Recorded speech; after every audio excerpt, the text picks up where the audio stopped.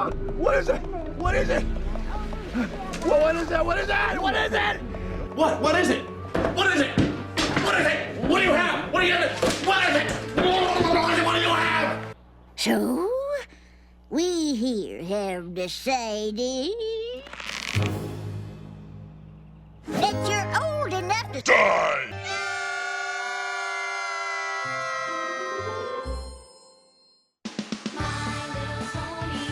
So, Applejack is overprotective of Applebloom. Yeah, it makes sense. Her parents are assumed dead, and she mostly had to raise Applebloom by herself, I'd assume, because Granny Smith is always asleep and Big Mac is always working. So her being a protective mother character is definitely believable. Does she go over the top with it?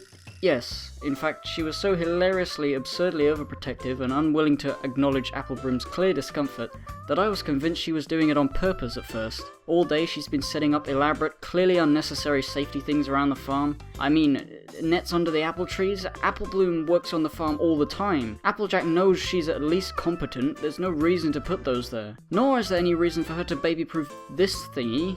And then this laugh. And the double helmet. You're trolling her. You're trolling her. You're all like, hey, look how angry she is. Why are you doing this? She got pies to deliver. Get with the pies. Pies? Huh. Family's way more important than pies. I mean, sure, if you're actually worried about her, and I don't see why you would be, set up some safety things around the farm and then go deliver the pies. Lock Applebloom in her room so she can't get into trouble. Get Rarity to babysit her. Anything else. Why do you need to be there at all times and baby-proof everything? Seems kind of redundant. Now, I liked the list with the soup instructions. That was cute. It shows AG has a very motherly side. But when she decides to go back and stay because Applebloom accidentally Drop spaghetti. well, let's just say shit. I mean, Applebloom does then fumble around in the fridge and causes another of Mom spaghetti. which is kinda clumsy, but that doesn't warrant this. The only reason I could come up with that would explain Applejack's actions here is that, like I said earlier, she's trolling Applebloom. For some reason she wants to piss her off. The one time she finally gets independence, she gets treated like a baby. And Applejack's laughing the whole way through. Thing is, why? What's the purpose of this? Are you deliberately annoying Applebloom so that she would run away and try to deliver the pies for you because you're a lazy bitch? It even seems like you stacked those hay bales outside so that she can escape out the window. And you also aren't able to tell when Sweetie Belle is taking her place, almost as if it was your plan all along. But what sort of plan is that? Applebloom is seriously going to a probable death. The monster says it's going to straight up eat her. I'll get back to the monster, but Applejack? Either you want Applebloom to die, or you're insane. Neither of these is a good option. What happened? What does it mean to be out of character? I mean, reviews are subjective, and characterization is the most subjective thing of all. It's just an opinion on what a character should act like, isn't it? She isn't real, though. She can be anything we want. How are we supposed to know that this Applejack isn't the true Applejack, and all the other Applejacks in all the other episodes are just, well, wrong? How do we know? We don't. It's all down to the individual's interpretation of the horse. You know, maybe it isn't that bad. Remember when Pinkie Pie snapped in Party of One? From what we knew at the time, that was really out of character for her, but now that we know that she does that, it's become a part of her character. Our interpretation of her character. The same could be applied here. At the realization that Applebloom is completely alone at the farm, Applejack has a mini breakdown and reverts back to a mother character she used to have when Applebloom was still a baby. Perhaps Applebloom had an accident long ago when Applejack was supposed to be looking after her, and she's always felt guilty about it, but it's sort of a repressed guilt, and she's been trying to forgive herself for it, but she can't quite do it, and as a result she goes a little crazy like Pinkie Pie did. And now that we know that this is something that Applejack does, we can add it to our interpretations of her character. Yeah, I found a positive spin on Applejack. I truly am the best. I'm in a good mood now, so let's talk about more cute things like this. Aww. The song? How many does that make now? Like 12? Oh, you got me! You magnificent bastards, that was a good one. You got us all! I've had a few comments telling me that this scene ruins my theory about magical songs in MLP, and I say to you, nuh-uh. If you remember, I addressed this issue already when I mentioned that Rainbow Dash and Applejack acknowledged the existence of Rarity bursting into song via their expressions. My solution to that was the idea that the song, including anything relating to the existence of the song, is not what the ponies see, but what we see instead. What probably happened here was that Apple Bloom excitedly started exclaiming about how she would escape, and then Scootaloo interrupted her because she heard Applejack coming. Just replace the line, "no time for a song," with the line, "no time to celebrate," and everything's fixed. So yeah, my theory still stands, and if you need a reminder on it, go check out my Philly Vanilli review. So Applejack finally figures out that Apple Bloom is not actually supposed to be white, thanks to Scootaloo ruining everything by shouting in the wardrobe. Scootaloo? No. Oh, I'm sorry, I thought you were Scootaloo. Well, Applejack finally figures out that Apple Bloom is not actually supposed to be white thanks to some filly in the wardrobe that resembles Scootaloo ruining everything by shouting in the wardrobe. Meanwhile, Apple Bloom manages to lose yet another map. Maybe that'll be your cutie mark. Ha ha ha ha. Actually, yeah. This episode has nothing to do with cutie marks. It's a sister episode. Have Applejack and Apple Bloom actually had one of these yet? Now this monster, let me tell you about this monster. This monster doesn't fuck around, yo. It's all like, "Ha, we're scary," and the audience is like, "Oh no, it's scary."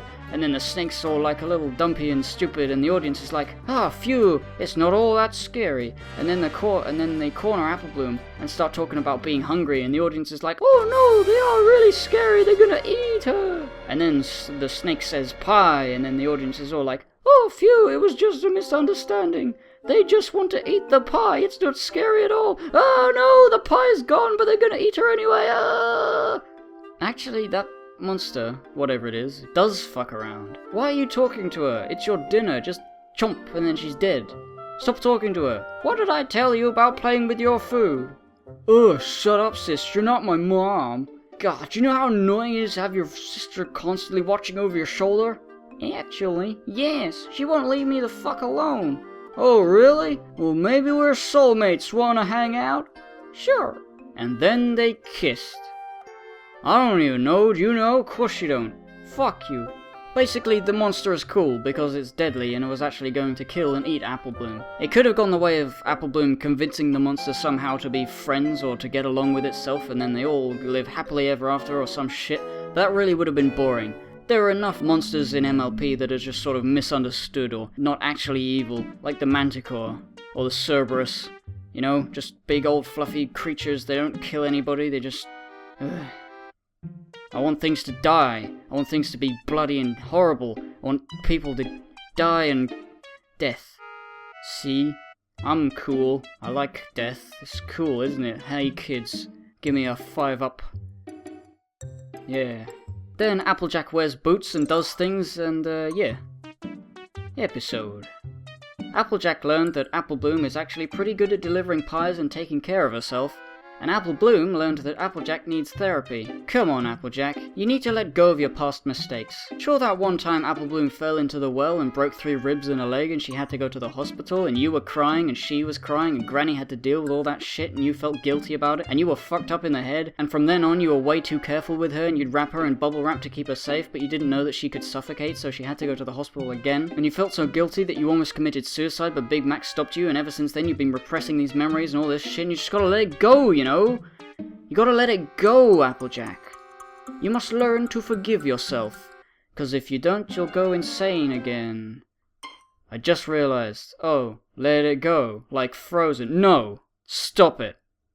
I don't want people talking about no Frozen. If you're gonna talk about anything, talk about Let It Be. It's a much better song. Let it be, let it be, let it be, let it be. Check out all this fan art, let it be. Also go down below, there's a link to a podcast show with Digi, me and Jesse, let it be. Wait,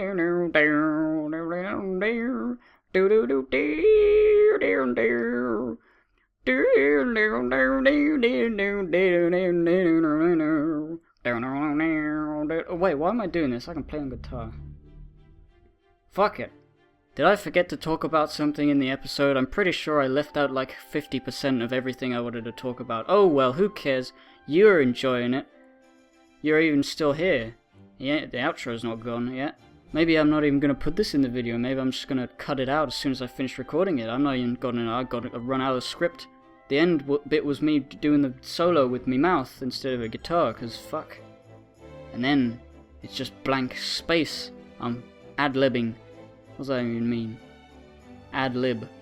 What's a lib? And how do I add one? Yeah, seriously though, check out the podcast. Even though I don't speak much, at least I speak it a bit. And they don't mind. They have a fun time. I have a fun time. We're cool cats. Together. Forever. We're faggots together. Faggots forever. We're family but so much more. We can face the niggers to the store. There we go. That's for the hardcore fans that continually... You're still watching. You've been waiting for something to happen. There it was. And now, there's even less. I've run out of things to say. There's going to be even less happening right now. Is this boring yet? Is this going to be like a much longer video? For no reason at all? Why am I doing this? Cut it out, Gibbon. Cut it. Cut it. It'll make it render quicker. You don't need to put this in there. Nobody cares. Come on, do it. Get rid of it. You're not... You cut it. Cut, stop it! Stop recording! Stop recording right now! If you don't stop recording, I'm gonna throw the intro and I'm gonna throw the intro. Well, that'd be interesting. Putting the intro to the next video at the end of this one. You know what, I'm gonna do that. Introducing the headcanon on the Breezies. Stay tuned, you cunts. I'll see you then.